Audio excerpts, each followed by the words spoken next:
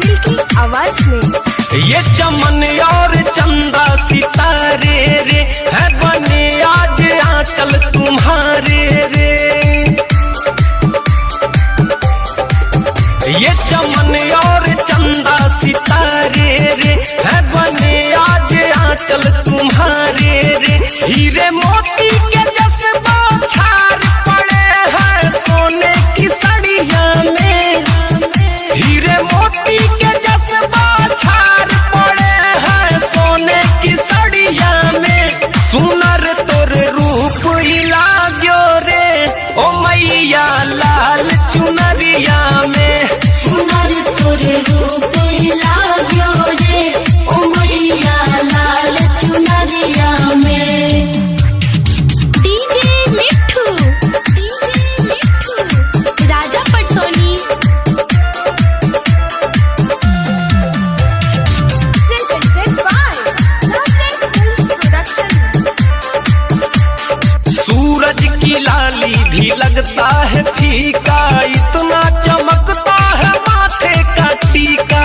इतना चमकता है माथे का टीका। सूरज की लाली भी लगता है फीका इतना चमकता है माथे का टीका। ओ मेरा मन ये करे मैं बस जाऊं माँ तेरी नगरिया में।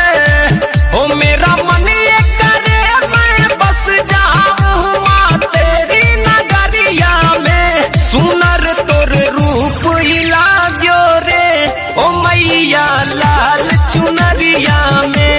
सुनर तोरे रूप लाग्यो रे ओ मैया लाल चुनरिया में। जय जय माँ जय जय माँ जय जय माँ जय जय माँ। डीजे मिठू राजा पटसोनी।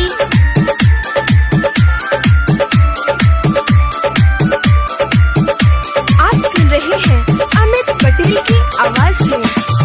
तू है यशोदा में तेरा कन्हैया मैं तेरा लल्ला हूँ तू मेरी मैया।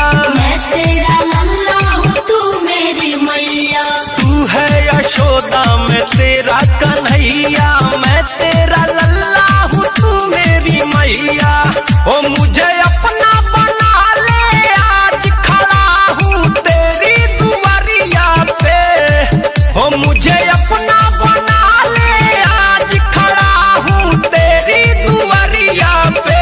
सुनर तोर रूप ही लाग्यो रे ओ मैया लाल चुनरिया में। सुनर तोरे रूप लाग्यो रे ओ मैया लाल चुनरिया में। ये चमन और चंदा सितारे